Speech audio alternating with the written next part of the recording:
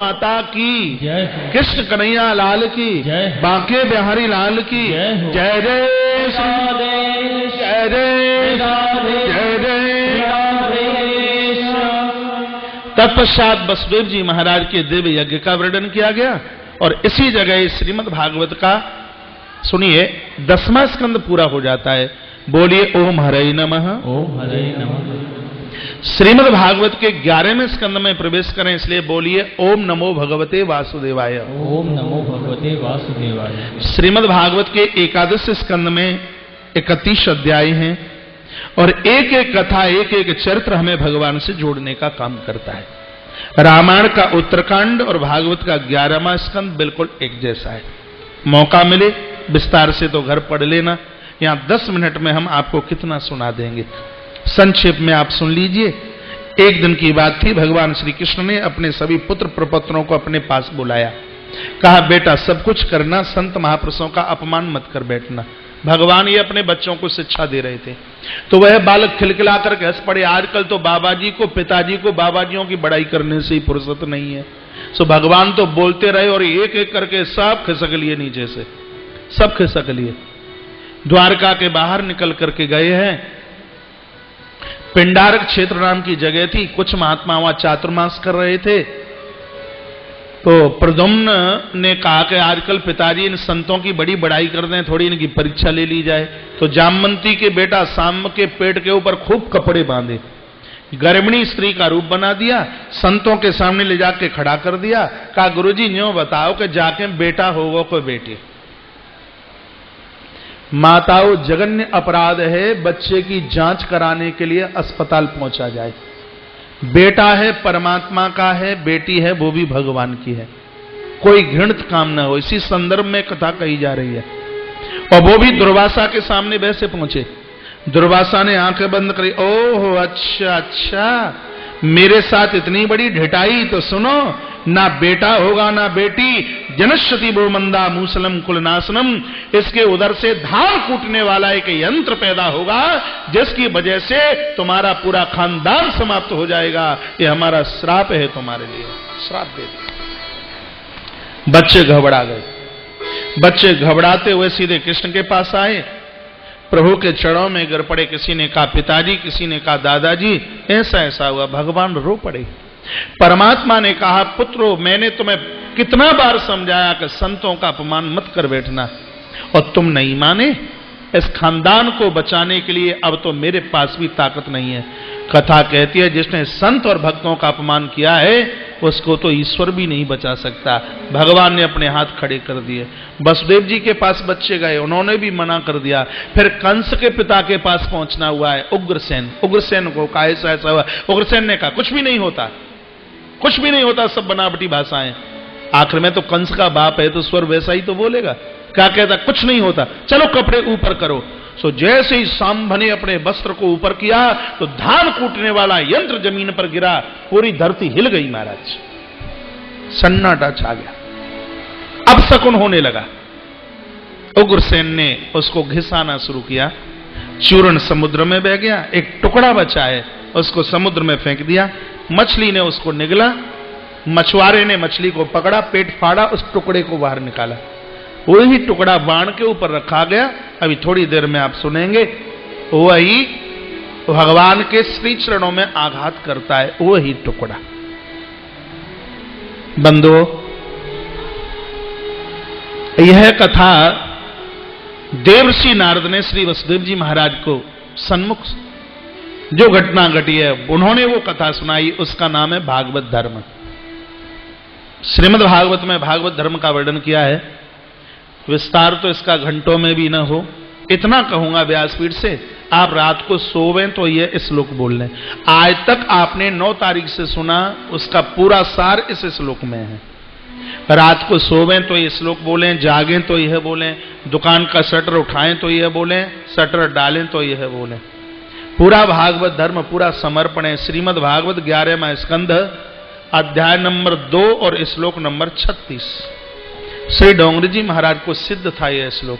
कायेन वाचा मनसेन्द्रियर्वा बुद्ध्यात्मना वानुसतः स्वभावात् करोति यदि यत् सकलं परस्मै नारायणायेति समर्पयेत्।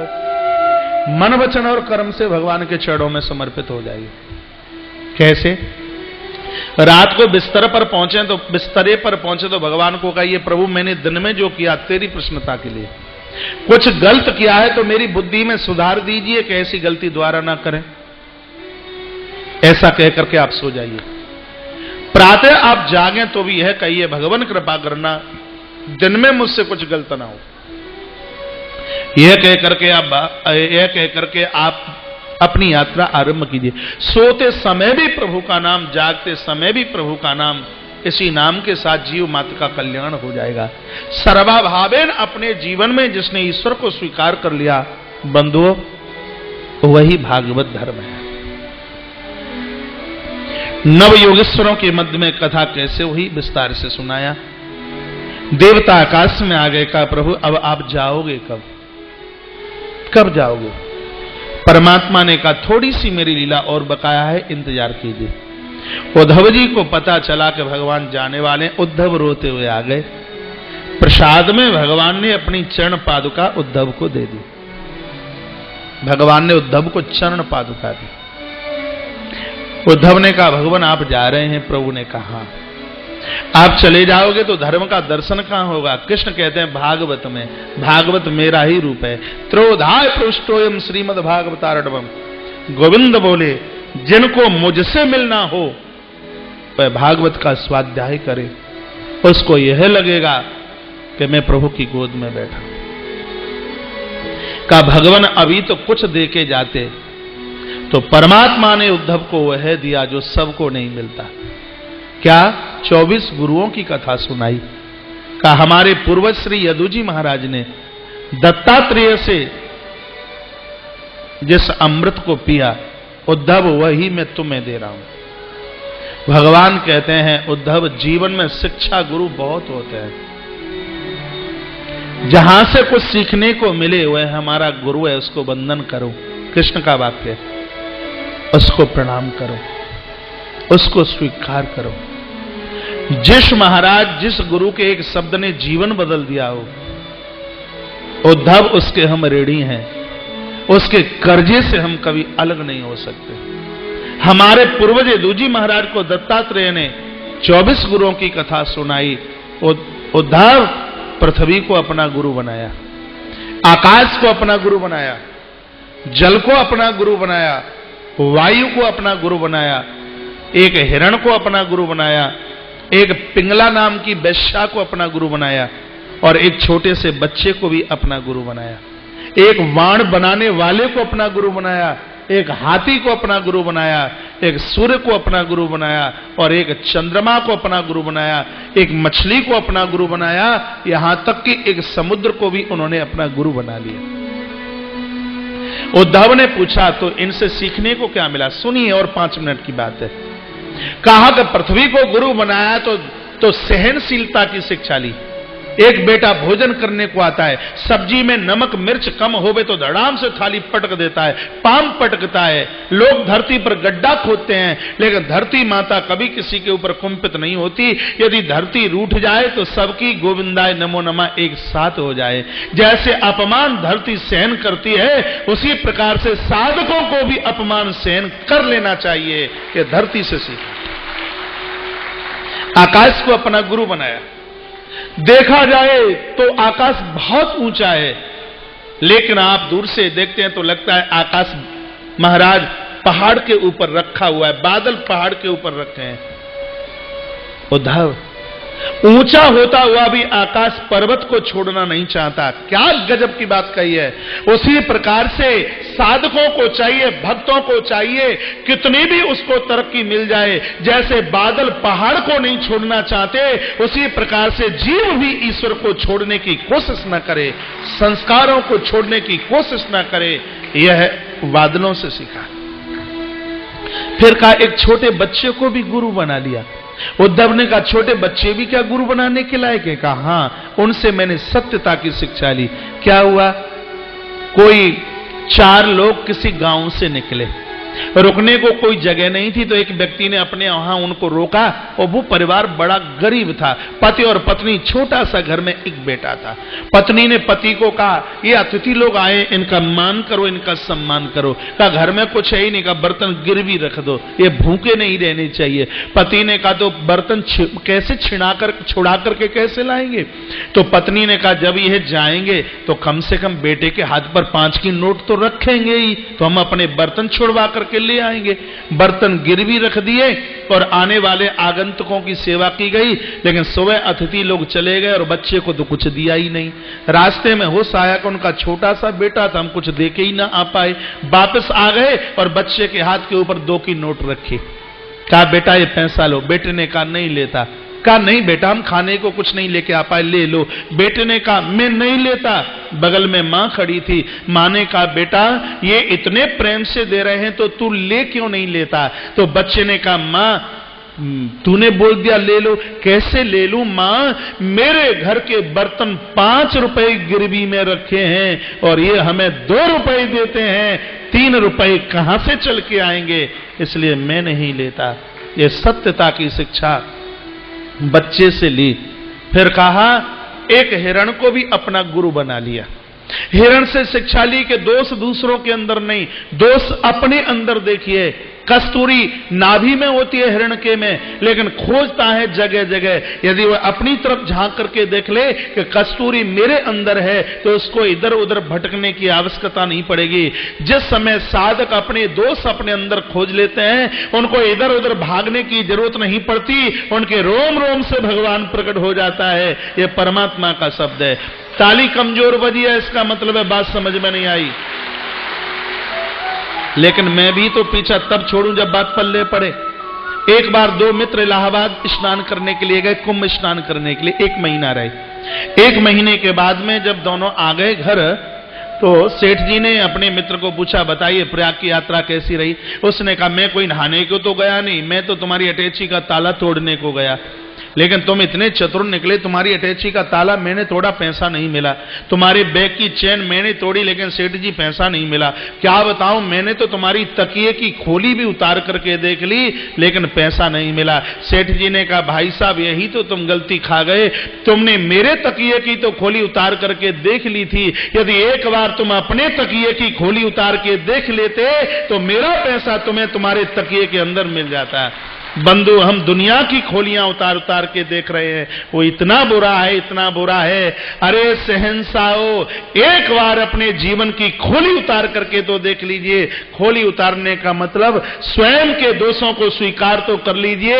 भगवान मंदिर में नहीं, परमात्मा तुम्हारे रोम रोम से प्रकट हो जाएगा। ये हमने हिरण से सीखा। एक भौरे को अपना गुरु बनाया। एक भौरा फूल की पंखुड़ी पर बैठा, विचार करता है पूरी रात रस चूसूंगा, सुबह उड़ता हुआ चला जाऊंगा। लेकिन सूर्य ढला तो पंखुड़ी बंद हो गई, भौरा अंदर दब गया। आधी रात को हाथी आया, उसने फूल को तोड़ा और पाम के नीचे कुचल करके खत्म कर दिया, भौरा खत्म हो गया। पूरा प्रसंग मैंने देखा। दत्तात्रेय कहते हैं पूरा प्रसंग मैंने देखा, और उसी समय मैंने शिक्षा ले ली कि संसार से कभी किसी भी प्रकार की कामना मत करना। ये जीव भौरे की तरह है। यदि संसार की इंद्रियों से वासना का रस चूसेगा तो अंधकार की रात्रि में कोई अज्ञान, अंधकार की रात्रि में कोई काल रूपी हाथी चल करके आएगा, और काल रूपी हाथी जीव रूपी भौरे को पाम के नीचे कुचल करके खत्म कर देगा। इसलिए इंद्रियों से कभी वासना की चाहत मत रखना। यह हमने उस भौरे से सीखा है। 24 गुरुओं से 24 प्रकार की शिक्षा ली है। अपने शरीर को भी 25वां गुरु बनाया। शिक्षा यह ली है, जैसे नदी में नाव चलती है, नाव में पानी आ जाएगा तो नौका डूब जाएगी। आपकी देह की नौका संसार की नदी में चले, यदि वासना का जल इसमें आ गया तो इसको भी डूबना पड़ेगा। बंधु इसलिए परमात्मा को ऊपर रखिए और संसार को नीचे रखिए। जो दुनिया को ऊपर रखते हैं उनकी नौका डूब जाती है, और जो परमात्मा को ऊपर रखते हैं भगवान उन भक्तों के लिए केवट बन करके प्रकट हो जाता है। ईश्वर से सर्वोच्च ना कोई हुआ है, ना हो रहा है, और ना होने वाला है। 5 मिनट में मैं इस कथा को समेटूंगा, क्योंकि कथा में परीक्षित की मोक्ष की कथा आप सुने। जिसके लिए 7 दिन इतनी मेहनत की गई है। एकाग्र भाव से आप बैठे, सिर्फ 5 मिनट की कथा है। 5 मिनट में मैं प्रसंग को परीक्षित महाराज के मोक्ष की तरफ लेकर के मैं चलता हूं। बंदो, कागज हो तो कलम से लिख लीजिए। आपने अपने जीवन में जो कमाया उसके 5 हिस्से करना, ऐसा भागवत में इस जगह लिखा है। 5 हिस्से। पहला हिस्सा धर्म के लिए, दूसरा हिस्सा परिवार चलाने के लिए, तीसरा हिस्सा व्यापार बढ़ाने के लिए, चौथा हिस्सा अपने मान और सम्मान के लिए, और 5वां हिस्सा अपनी वृद्ध अवस्था के लिए, बुढ़ापे के लिए। वृद्धा अवस्था में थोड़ा पैसा रहेगा तो लोग आपको पूछते रहेंगे। आपको सोमवती अमावस्या नहाने को जाना हो, बच्चों से आप मांगोगे, आपको बुढ़ापे में मांगने में झिझक लगेगी। आपका कई तीर्थ यात्रा जाने का मन करता है तो एक हिस्सा अपनी मुट्ठी में भी, वो बाद में तो बच्चे और बहुओं को ही लिए है, लेकिन एक हिस्सा वृद्धावस्था के लिए अपने लिए रखिए। ऐसा भागवताकार ने वर्णन किया। तत्पश्चात सिद्धि रिद्धि सिद्धि का वर्णन, संन्यास का वर्णन किया, वानप्रस्थ का वर्णन किया, ब्रह्मचारी और गृहस्थ का वर्णन किया। जन्म से 25 साल तक विद्या अध्ययन में समय लगाया जाए, 25 से 50 तक गृहस्थ आश्रम को ढंग से चलावे, उसके बाद में वानप्रस्थी बनकर जिंदगी जिए। बच्चे सक्षम है, पत्नी का वजन बच्चों पर छोड़कर आप घर छोड़ के बियड़ चले जाते हैं, अपराध नहीं लगता। नहीं, पत्नी को साथ लेकर के चले जाएं, वानप्रस्थी, जमीन पर सोए, जो मिल जाए वह खा ले। फिर कहा कलयुग में विचार करके जीव सन्यास ले। कलयुग में सन्यास लेना सरल है, लेकिन सन्यास को निभा लेना बहुत कठिनाई की बात है। सन्यास का अर्थ है सब जगह से आसक्ति समाप्त हो गई हो, उसको सन्यास कहते हैं। सन्यास में बिरजा होम भी करना पड़ता है। बंधु, उसके तत्पश्चात यह बताया गया कि सृष्टि के आरंभ से पहले ना कोई वर्ण था। उस समय सबको हंस के नाम से जाना जाता था। ना कोई ब्राह्मण था, ना क्षत्रिय, ना वैश्य, ना कनिष्ठ, सबको हंस। महाराज सतयुग के आरंभ में सब पावन थे, पवित्र थे। हंस महाराज, उसको हंस के नाम से जाना जाता था। एक ही मंत्र होता था जिसका नाम था ओम, इसके अलावा और कोई दूसरा मंत्र होता नहीं था। बंधुओं, एक ही मंत्र जिसका नाम था ओम। लेकिन फिर उसके तत्पश्चात लोगों ने जैसे कर्म किए उसके प्रकार से वह वर्ण व्यवस्था बना दी गई। बाद में परमात्मा के विराट रूप में से मुख से ब्राह्मण, कंधों से क्षत्रिय, उर्भाव से वैश्य और चरणों से कनिष्ठ वर्ण का जन्म हुआ। जिस बच्चे का जन्म चरणों से हुआ वो रोया, कहा प्रभु आपके चरणों से निकला हूं, लोग मुझे घृणित दृष्टि से देखेंगे। परमात्मा ने कहा बहुत बड़ी छूट दिए देता हूं, ऊंची जाति वाले 11 माला का जप करें, उनको जो पुण्य मिलेगा, तुम घर से बाहर निकलकर मंदिर के ऊपर लगी हुई ध्वजा का दर्शन कर लो, उतना फल तुम्हें अपने आप ही मिल जाएगा। बेटा, मैं अपना मस्तिष्क कम और मैं अपने चरण ज्यादा पुजवाऊंगा। व्यासपीठ से है मेरा निवेदन है कि जाति के चक्कर में थोड़ा कम, मानवता के चक्कर में ज्यादा फंसना, मनुष्यता के चक्कर में, मानवता के चक्कर में, क्योंकि ये चारों के चारों वर्ण ये मेरे परमात्मा की संतान है। ठाकुर जी की यह एक व्यवस्था रही, इस कथा को सुनाया गया। और अब बंधुओं, इस कथा को मैं आगे बढ़ाते हुए अब उधर लेके जा रहा हूं जहां परीक्षित के मोक्ष की चर्चा की गई।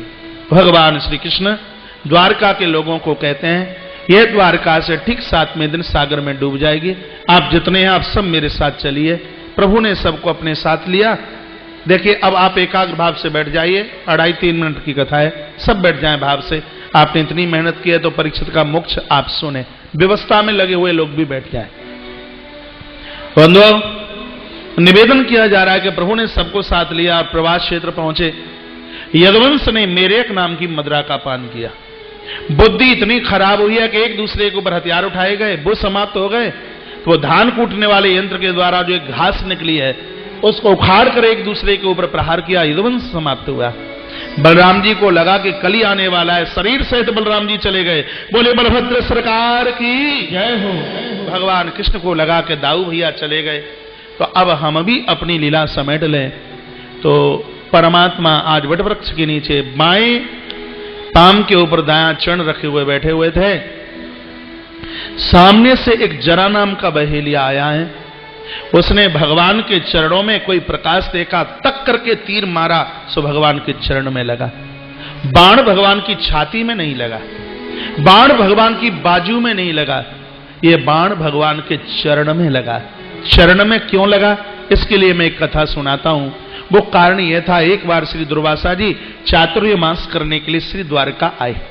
कृष्ण को कहा हम चातुर्मास करेंगे। कन्हैया ने कहा मेरे लिए प्रसन्नता की बात है।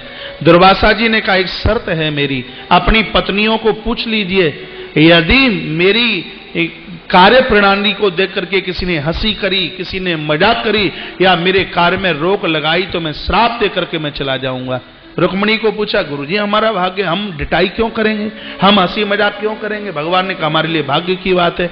दुर्वासा जी चातुर्मास करने लगे। एक दिन कृष्ण को दुर्वासा कहते हैं कन्हैया आज तुम घोड़ा बनो और हमारी बग्गी में लगो, हम उस बग्गी में बैठेंगे। कृष्ण घोड़ा बने, रथ में श्री दुर्वासा जी बैठे और भगवान खींच कर लेकर के गए। संतों की सेवा के लिए घोड़ा बनना पड़े और फिर भी महापुरुषों की सेवा होती है, सस्ती है। प्रभु ने अपने सौभाग्य की कामना की। दुर्वासा जी ने कहा कि तुम मेरी परीक्षा में पास हो गए। नंबर आया रुक्मिणी का। रुक्मिणी देवी को कहा कि आज मन करता है निपनिया दूध की खीर बनाओ। निपनिया दूध का मतलब है बिना पानी वाला। रुक्मिणी ने खीर बनाई, दुर्वासा जी के सामने रख दी। दुर्वासा जी ने खीर मीन्स जानते हैं आप, खीर। दुर्वासा जी ने खीर पहले खाई और जो बच गई कृष्ण को कहा कि चोटी से लेकर के तलवे तक इसको अपनी देह के ऊपर इसको लिपेट लीजिए। अब संत का आदेश, तो भगवान ने चोटी से लेकर के पांवों तक उस खीर को लगाया। जब तलवे का नंबर आया तो कृष्ण ने सोचा कि संत का प्रसाद है, अपमान हो जाएगा, तो पाम के तलवे के नीचे वो खीर नहीं लगाई। भगवान दुर्वासा जी के सामने आके खड़े हुए। दुर्वासा जी ने देखा, दुर्वासा जी रो पड़े, कहा हे प्रभु सब बढ़िया हुआ, यह आपने अच्छा नहीं किया कि तलवे में खीर नहीं लगाई। आपका पूरा का पूरा शरीर वज्र का हो गया लेकिन तलवे तुम्हारे कच्चे रह गए। अब जब कभी बाण का आघात होगा तो तुम्हारे तलवा कच्चा है, तुम्हारे तलवे के नीचे बाण का प्रहार होगा। ये दुर्वासा जी बोले। इतने में अंदर महलों में से रुक्मिणी आई। भगवान की देह के ऊपर खीर पुती हुई देखी तो रुक्मिणी हंस पड़ी, कहा बाबाजियों के चक्कर में तुम भी पड़ गए। ये खीर खाने की चीज है या ये देह पर लगाने की चीज है। महाराज दुर्वासा जी को इतना क्रोध आया, कहा रुक्मिणी कृष्ण की पत्नी बनने का इतना अभिमान, तुम्हें बोलने की सभ्यता नहीं, इस ढंग से तुमने हमारा उपहास किया, तो जाइए मेरा श्राप है रुक्मिणी, तुम्हारे लिए कृष्ण के साथ भले ही 7 भामर तुम्हारी पड़ी हैं लेकिन मंदिर में कृष्ण के बगल में रहने का मौका तुम्हें नहीं। मंदिर में कृष्ण के बगल में तो भगवती राधा की ही पूजा होगी। ये मेरा श्राप है तुम्हारे लिए। आज भी किसी मंदिर में कृष्ण के साथ रुक्मिणी नहीं पूजी जाती, कृष्ण के साथ मां भगवती राधा की पूजा होती है। ये श्राप श्री दुर्वासा जी का मिला। चरण में आज बाण का आघात हुआ है। प्रभु के मुख से ओम ओम शब्द का उच्चारण हुआ। जरा नाम के बहेलिये को लगा, ओहो लगता है कि ये तो मुझसे किसी पुरुष की हत्या हो गई। जैसे ही वो जरा नाम का बहेली आया भगवान के चरणों में आकर के गिर पड़ा। कहा सरकार माफ कीजिए।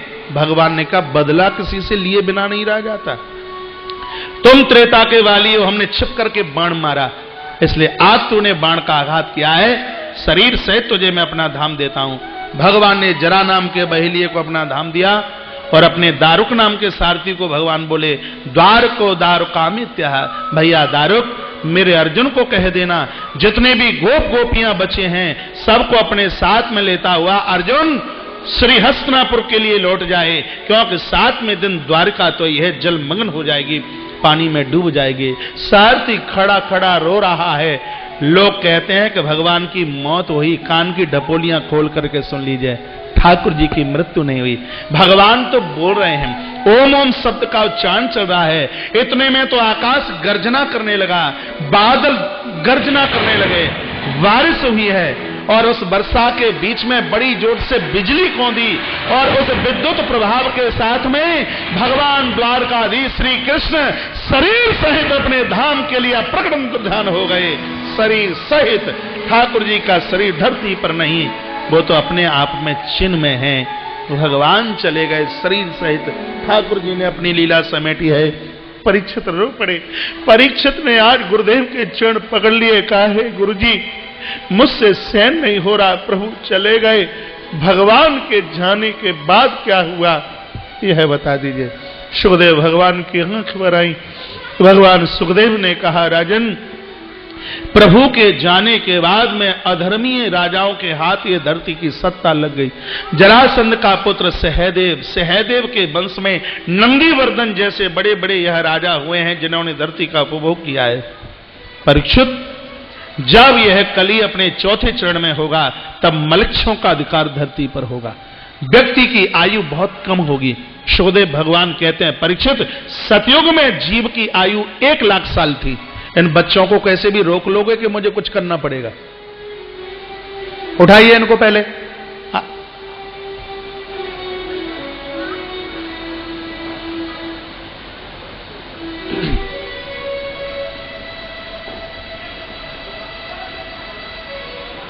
आप अकेले नहीं सुन रहे, करोड़ों लोग सुन रहे हैं इस कथा को।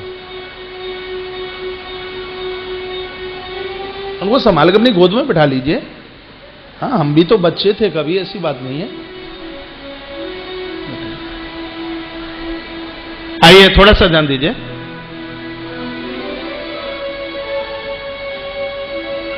थोड़ा ऊंचे स्वर में मैं बोला उसके लिए सॉरी, गलती, मेरा स्वभाव नहीं है बिल्कुल भी।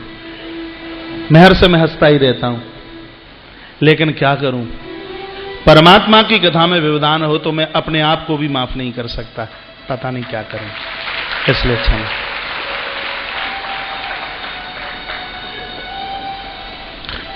सतयुग में जीव की आयु 1 लाख साल, त्रेता में 1 जीरो हटा दिया, कितनी बची? 10,000। द्वापर में फिर 1 जीरो हटा दिया, कितनी बची? 1,000। द्वापर में जीव की आयु 1,000 साल। कलयुग के आरंभ में फिर 1 जीरो हटा दिया, कितनी बची? 100। भागवत में सुखदेव भगवान कहते हैं, परीक्षित जब ये कली अपनी भरी जवानी में होगा तो 1 जीरो और हटा दिया जाएगा, कितनी बची? 10। आज 100 साल पर जीने पर लोग इतना अचंबा नहीं करेंगे, जब ये कली चौथे चरण में होगा 10 साल जीने पर लोगों को आश्चर्य होगा। 10 साल में जन्म, 10 साल में बड़ा, 10 साल में सगाई विवाह, 10 साल में ही बच्चों का जन्म, और 10 साल की उम्र में या तो व्यक्ति अस्पताल में मरेगा या सड़क में एक्सीडेंट दुर्घटना में उसकी मृत्यु होगी, ऐसा पुराण में लिखा है। बहुत कम ना के बराबर लोग होंगे जो अपनी मौत के साथ मृत्यु को स्वीकार करें, अपने काल से मरे, बहुत कम। यह कली का बहुत बड़ा दोष होगा कि यह कली चौथे चरण में होगा तब 5 साल की बेटी को संतान होगी। यह बहुत बड़ा दोष कली का होगा। पतिव्रता देवियों को घर से बाहर कर दिया जाएगा, घर में दासियों का बोलबाला होगा। जो ज्यादा खूब पाखंड रचा ले उसको बहुत बड़ा साधक, उसको बहुत बड़ा तपस्वी कहा जाएगा। जो सही में तपस्वी हैं उनकी एक बात नहीं सुनी जाएगी, आडंबर होगा, मिथ्यावाद होगा, राग और द्वेष होगा। जब इतना बड़ा अतिक्रमण होगा इस धरती के ऊपर, फिर परमात्मा से रहा नहीं जाएगा। जो 1 जीरो बचा है वो भी हटा दिया जाएगा। क्या बचेगा? 1, दुनिया खत्म हो जाएगी, 1 परमात्मा बचेंगे। वो भगवान कहां प्रकट होंगे? अभी मेरी कथा बरेली में हो रही थी, यूपी से सीधा मैं इधर आया हूं। श्री मुरली मनोहर अग्रवाल जी की आयोजकता में बहुत बड़ा आयोजन, और वो जगह भी जहां का मैं नाम ले रहा हूं बरेली के बगल में ही थी। जिला मुरादाबाद, संभल नाम की तहसील, विष्णु यश नाम के ब्राह्मण के घर में भगवान कल की रूप से प्रकट होंगे। प्रकट होते ही भगवान हाथ में तलवार संभालेंगे, 7 दिन में पूरी दुनिया को अधर्म से समाप्त कर देंगे। 7 दिन में पूरी दुनिया खाली हो जाएगी। 3 दिन तक प्रलयकालीन घनघोर वर्षा होगी। तो 7 और 3 कितना हो गया? 10। ठीक धरती पर 11वें दिन धरती पर सतयुग की स्थापना हो जाएगी। ठीक 11वें दिन सतयुग, भगवान अब प्रकट अंतर्ध्यान हो जाएंगे। जैसे राम जी 11,000 साल के लिए आए, कृष्ण 125 साल के लिए आए, उसी प्रकार से भगवान कल की देव धरती पर सिर्फ 11 दिन के लिए अवतार होगा। 11 दिन में अपना पूरा काम कर देंगे। बंधुओं, तत्पश्चात पुण्य धरती पर सतयुग की स्थापना होगी। अब यहां से परीक्षित का मोक्ष है। भगवान सुखदेव कहते हैं, राजन मैं कथा को विराम दे रहा हूं, तुम्हें भय तो नहीं लग रहा? तुम्हें तक्षक से डर तो नहीं लग रहा? महाराज परीक्षित रो पड़े। कहा, गुरुदेव मुझे भय लगेगा, मुझे डर लगेगा? आप जैसे महापुरुष के चरणों में बैठ करके मैंने कथा सुनी है, वो श्राप भी आज मेरे लिए वरदान हो गया। मुझे तो आज पता लगा है कि जिंदगी एक मिट्टी का खिलौना है, जिसको एक न एक दिन नष्ट होना है। गवा दो तो मोल कुछ भी नहीं, और कर लो प्रयोग तो सोना ही सोना है। गुरुदेव, कर लो प्रयोग तो सोना ही सोना है। मुझे आज पता लगा है। सुखदेव भगवान कहते हैं, राजन मैं जा रहा हूं तुमसे आगे आगे, नारायण के दरबार में मैं भी होऊंगा, और ये जगत को बोले देता हूं, जिसने भागवत का आयोजन कराया या भागवत की कथा सुनी, जब वह दुनिया छोड़ के ऊपर जाता है तो स्वयं भगवान उसकी आरती उतारता है। ये सुखदेव भगवान बोले हैं। राजन हमारे पीछे से आना, तुमने भागवत की कथा सुनी है, प्रभु तुम्हारी आरती उतारेंगे। परीक्षित को कथा सुनाने के बाद सुखदेव मुनि ने किसी दूसरे को कथा नहीं सुनाई। सुखदेव भगवान की मृत्यु नहीं हुई। जब भगवान, देखिए ये द्वंद्व खत्म कीजिए, स्वयं भगवान शंकर ही धरती पर सुखदेव बन करके आए हैं, और कथा कृष्ण की है, गा रहे हैं इसको भोलेनाथ। नारायण और शिव में कितना प्रेम है, यह तो आप विचार कीजिए। पूरी कथा के निचोड़ में यह मैं कहना चाहूंगा, शंकर के अनुयायियों को नारायण की कथा और नारायण के अनुयायियों को शिवामृत का मान सम्मान करना चाहिए। स्वयं भगवान सुखदेव, शंकर ही सुखदेव बने, जिनकी मृत्यु नहीं हुई। शरीर सहित भगवान सुखदेव धाम चले गए। इधर आसन लगा करके परीक्षित बैठे हैं। यम नियम आसन प्राणायाम प्रत्याहार ध्यान धारणा समाधि, प्राणों को छोड़ दिया। संत के श्राप को बस पूरा करने के लिए तक्षक नाम का सांप आया, उसने दंशन किया, देह में से ज्योत निकल गई, शरीर जल करके खाक हो गया। राजा तो महाराज भगवान के चरणों में वो तो पहले ही विलीन हो गए। आगे की कथा सूत जी महाराज ने सोनक ऋषियों को सुनाई है, मार्कंडेय जी महाराज की कथा सुनाई है। श्री मार्कंडेय जी मृकंड नाम के महात्मा के बेटे हैं।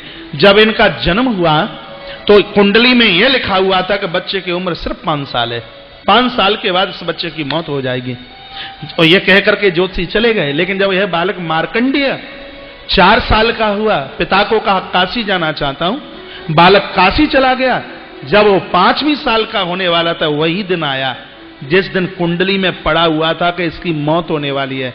आज बाबा विश्वनाथ की भावी प्रतिमा का अभिषेक आंख के आंसुओं से किया, अभिषेक कर रहे थे। मार्कंडेय 5 साल की उम्र है। इतने में सामने से महाराज, सामने से काल लेने के लिए आ गया, आया लेने के लिए, बलात् खींचने लगा मार्कंडेय को। मार्कंडेय ने भोलेनाथ की पिंडी पकड़ी और कहा, बाबा बदनामी तेरी हो जाएगी, ये मुझे जबरदस्ती से खींचता है। पिंडी फाड़ करके महाराज भगवान प्रकट हो गए और कहा, कौन है तू? इसने कहा, मैं काल हूं। शंकर ने त्रिशूल दिखाया, कहा तू काल है तो मैं महाकाल हूं, तो उसको लेकर के नहीं जा सकता। तब उसने कहा, मैं मृत्यु देव हूं, इसका समय पूरा हो गया।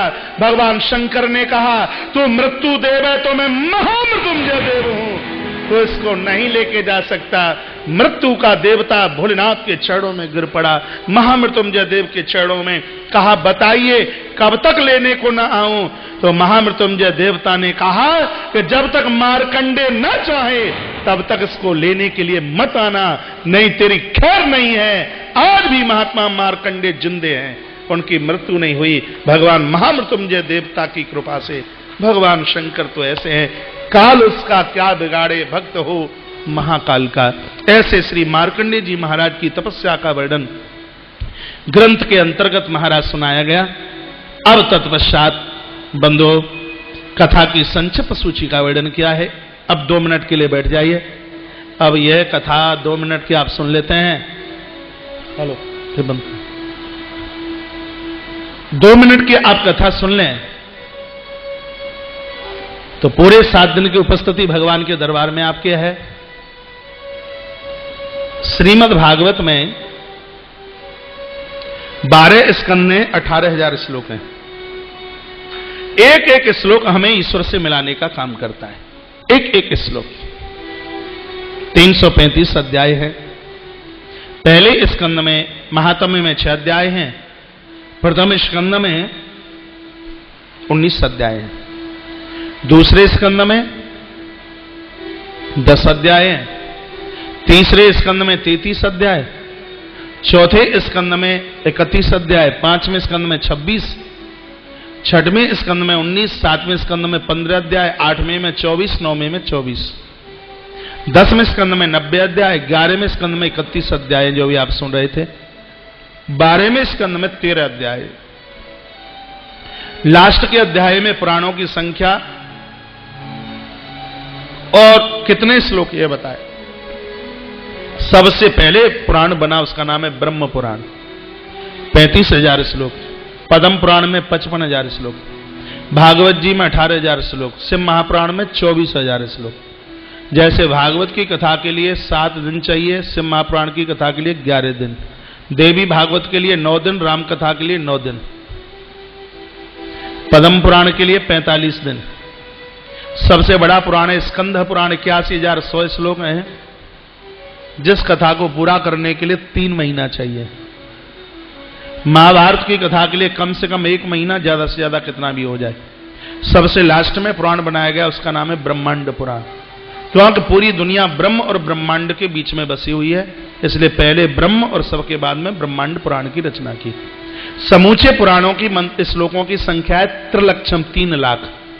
1 लाख श्लोक महाभारत में, इसलिए हो गए कुल मिलाकर के 4 लाख। 4 लाख श्लोकों में से यदि कोई व्यक्ति एक श्लोक भी जीवन में उतार लेता है तो वह संसार में डूबेगा नहीं, संसार में वह उबर जाएगा। जैसे आप कभी हरिद्वार गए हैं? हरिद्वार हरि की पौड़ी आप गए हों, वहां लंबी लंबी जंजीरें पड़ी हैं। लोग उन जंजीरों पर लटक करके गंगा में स्नान करते हैं। यदि भूल से वो जंजीर छोड़ दें तो गंगा मैया डुबा देती है। संसार भी एक गंगा की तरह है, इसमें 4 लाख श्लोकों की जंजीरें लटक रही हैं। श्लोक रूपी जंजीर से लटक करके संसार में गोता लगाओगे तो आप डूबोगे नहीं, आप उबर जाओगे, आत्म कल्याण हो जाएगा, बेड़ा पार हो जाएगा।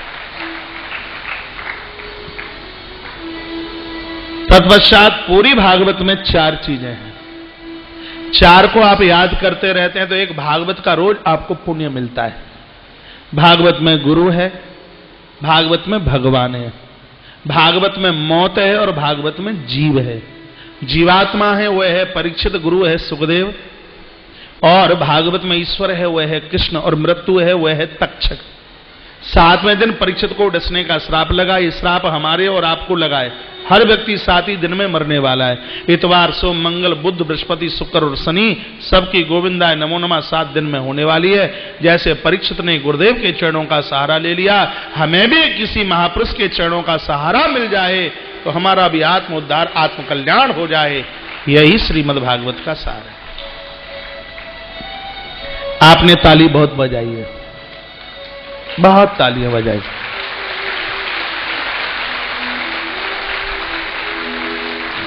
बड़ा मान किया है आपने, बड़ा सम्मान किया है।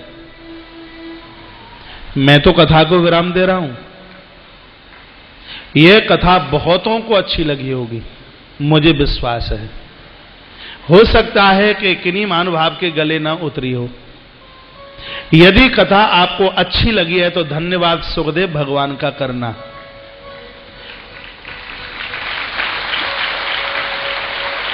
यदि कथा में कोई त्रुटि, कोई गलती रही है तो आशीर्वाद मुझे दीजिए।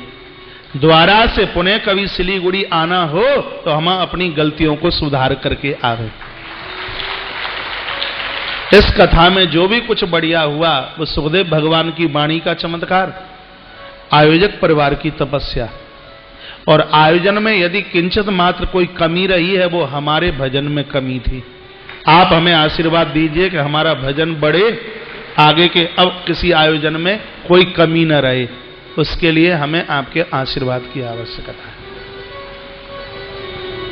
प्राय मुझे लगता है कि आप सब आयोजन से प्रसन्न ही होंगे, फिर भी कहीं कोई कमी रह जाती है तो संसार का स्वभाव है कमी निकालने को। तो एक बात कहना नहीं भूलता, जब लोग मां जानकी में कमी निकाल दें, सीता मैया को लेके आए राम जी, किष्किंधा पर विमान उतारा, हनुमान जी बंदरियों के पास गए, मेरी मां आइए दर्शन कर लो।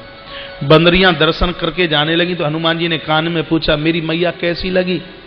बंदरियों ने कहा, सीता तो ठीक है पर एक कमी रह गई। कहा, क्या कमी रह गई? सीता जी के पूंछ नहीं थी, एक पूंछ और होती तो बड़ी मलूक लगती।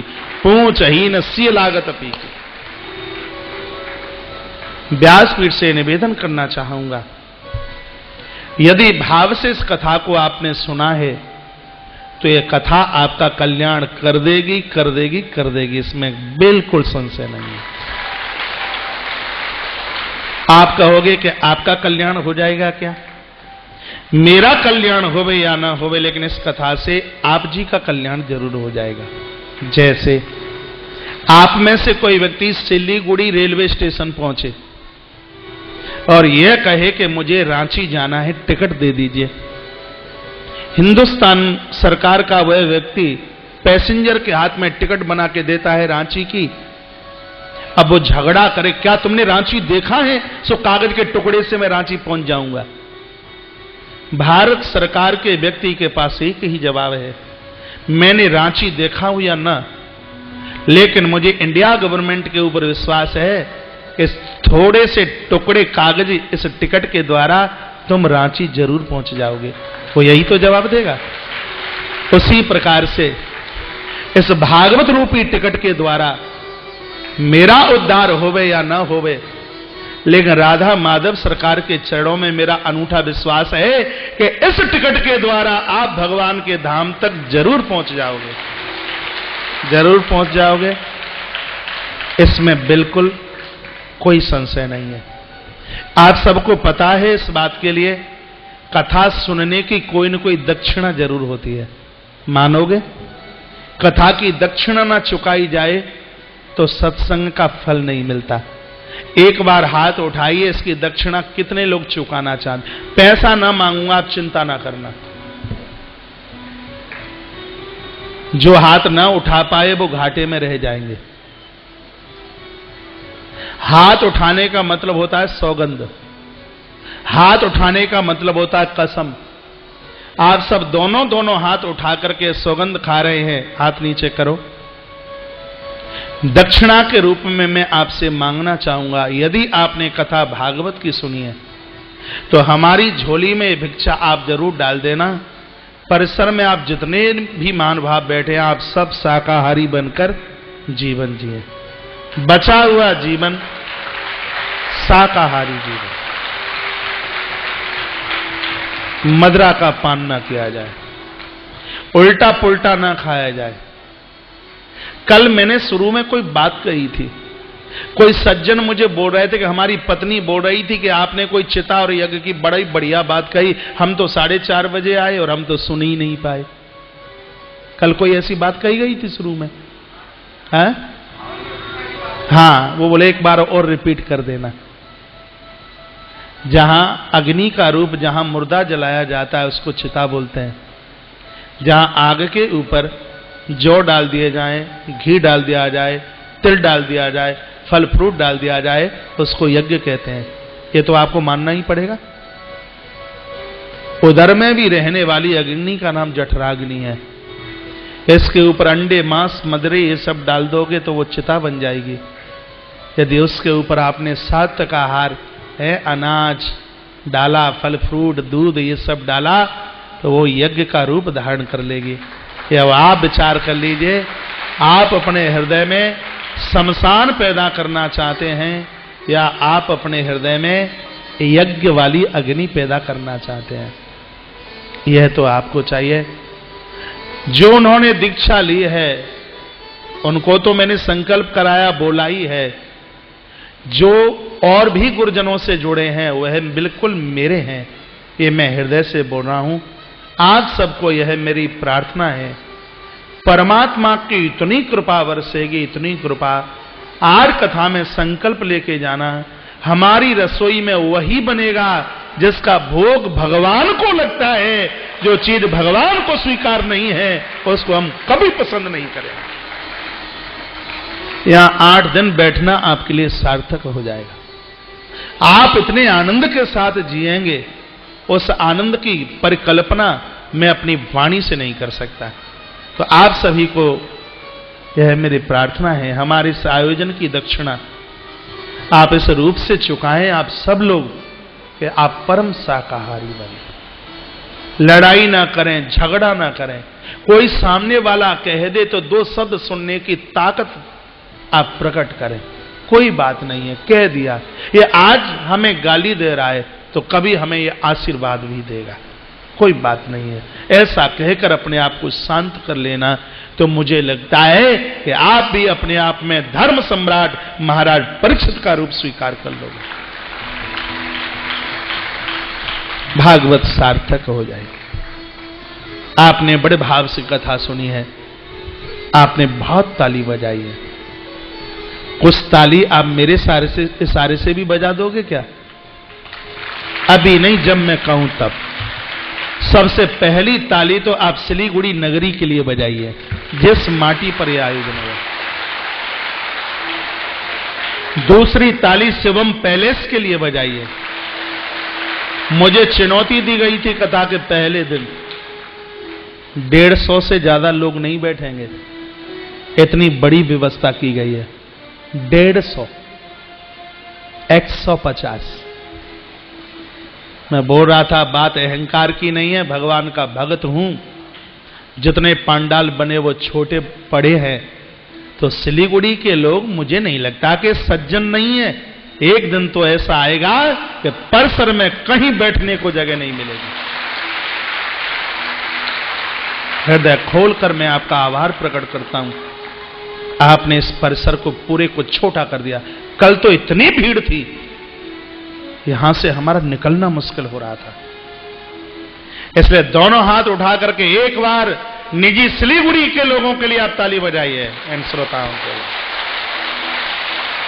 बंगाली भाई बहन, जो बाहर से मारवाड़ी लोग और भी जो भी कोई लोग चल करके आए हैं, सिलीगुड़ी की धरती पर वास कर रहे हैं, परमात्मा के चरणों में ये मेरी विशेष अर्जी होगी, हे परमात्मा, इनके जीवन में आप दिन दूना रात्रि चौगने के रूप में उभर जाना, इनके जीवन में किसी भी प्रकार की कोई कमी न रहे।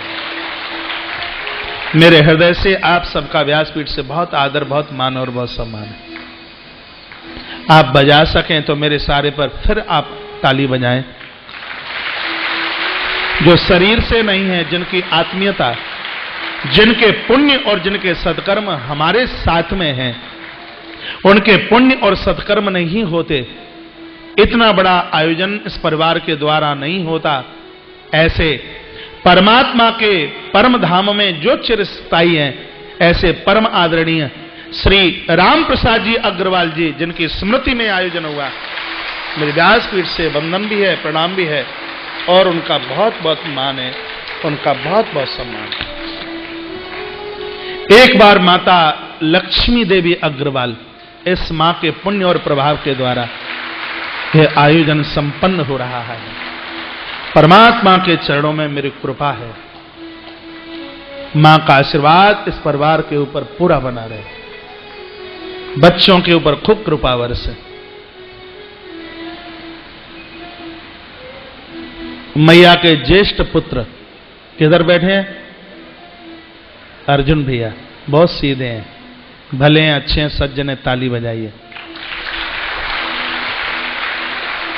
इनके अनुज अशोक भैया इधर बैठे हैं, चश्मा लगाए हैं, बहुत बढ़िया है, बहुत अच्छे हैं, विनम्र है, स्वागत। भैया भीम जी बिल्कुल बगल में है। चैतन्य महाप्रभु का चिन्ह इनकी नासिका से लेकर के भाल को सुंदरता देता है। महामंत्र का जप करते हैं, कृष्ण के भक्त हैं। मेरे व्यासपीठ से भीम भैया का बहुत आदर है। जैसे कृष्ण को अर्जुन का भाई बहुत पसंद था भीम, मेरे द्वारका नाथ को यह भी भीम खूब प्रिय लगे। प्रभु के चरणों में प्रार्थना।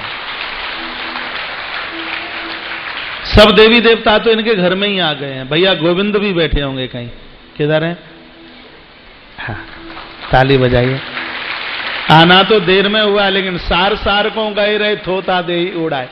लास्ट में पूरा सार ले लिया।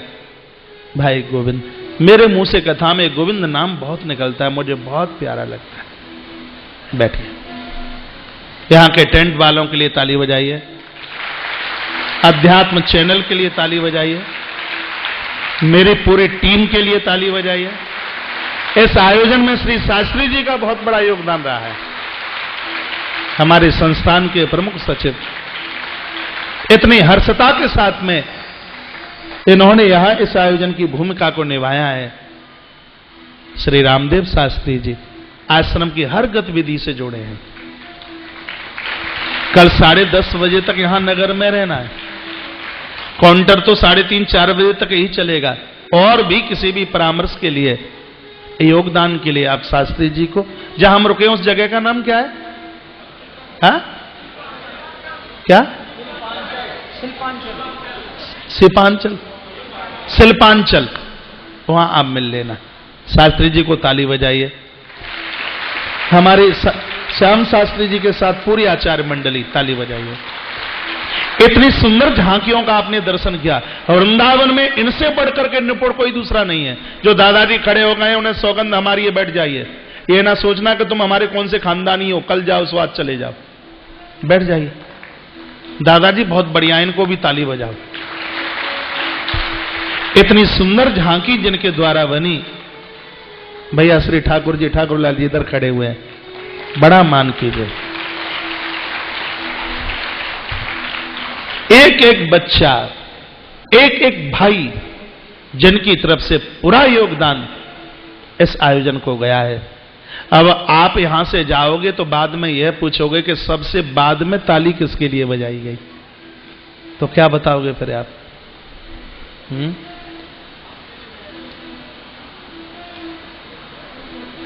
इस आयोजन में बहुत बड़ा श्रेय जाता है।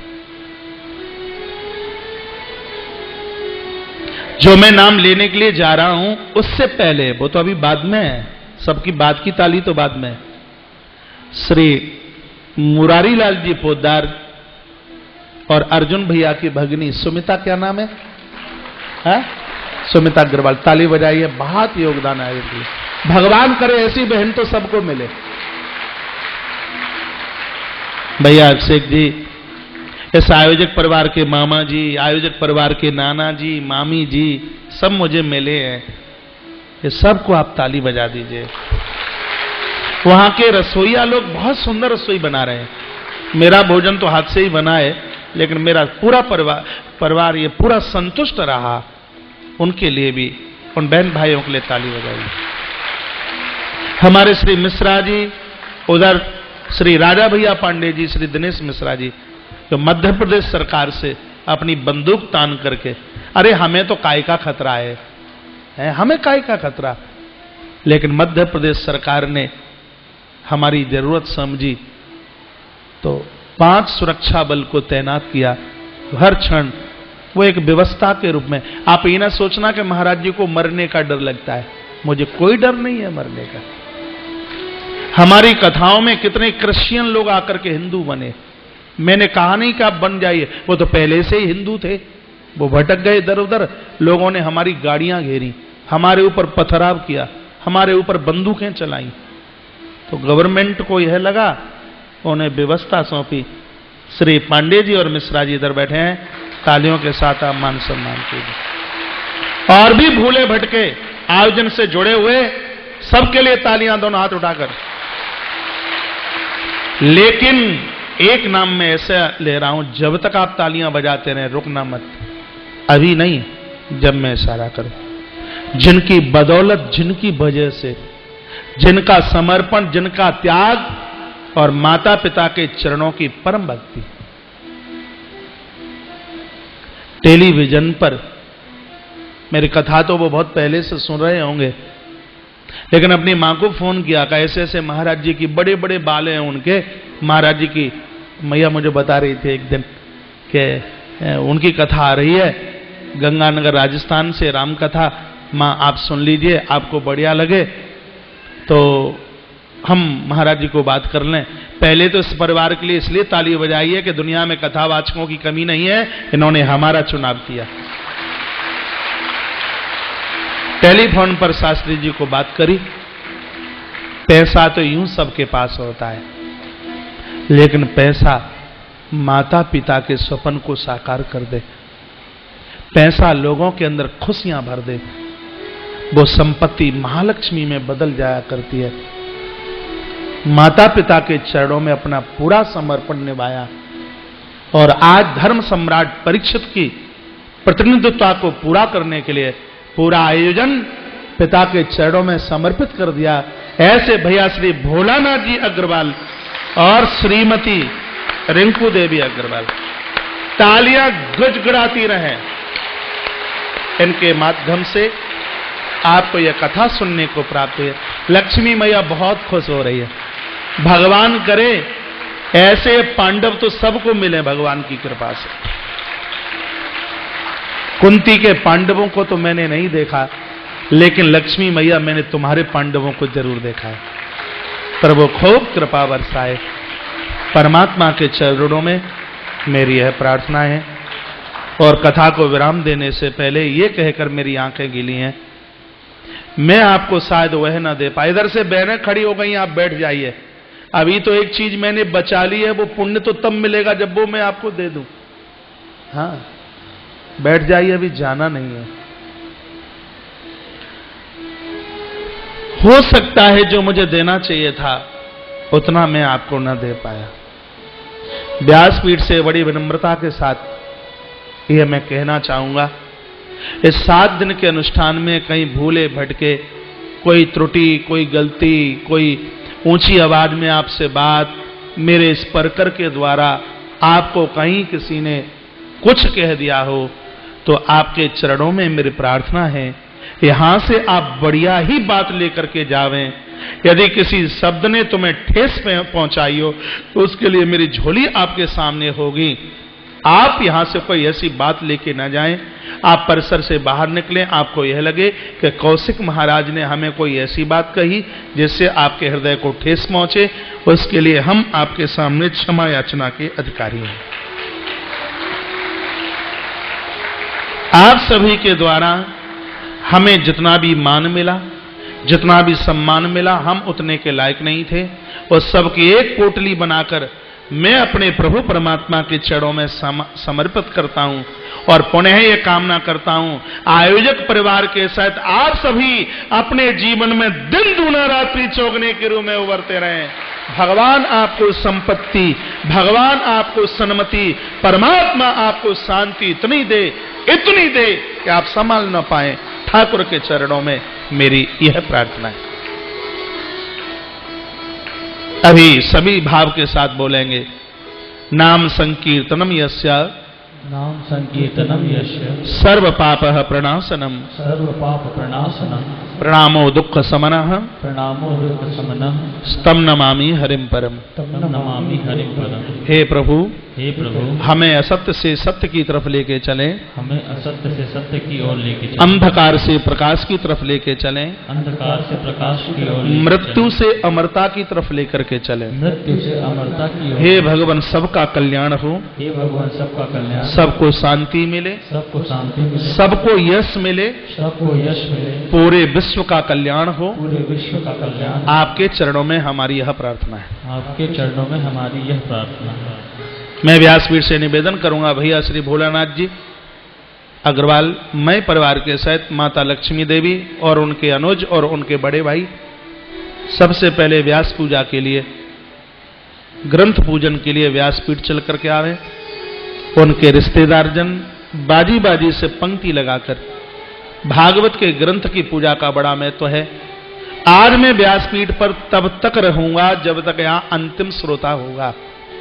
बिना भोजन के, बिना प्रसाद के कोई जाइएगा नहीं, बिना आरती के कोई जाइएगा नहीं। पूरी सूचनाएं सब आपको बोल दी गई हैं। और भी कुछ सूचना है माइक श्री शास्त्री जी के हाथ में है। आप नियमित सारण पधारना, आप ब्रज यात्रा के लिए आना, और आप बिना आरती के, बिना मत्था टेके आप कोई जाइएगा नहीं, क्योंकि अभी आरती होने से पहले होली महोत्सव होगा। ऐसी होली ब्रज की कि आपने देखी ही ना हो अपने जीवन में। अभी राधा कृष्ण की सुंदर झांकी आएगी और वह होली उत्सव अभी हमारे मध्य में होगा।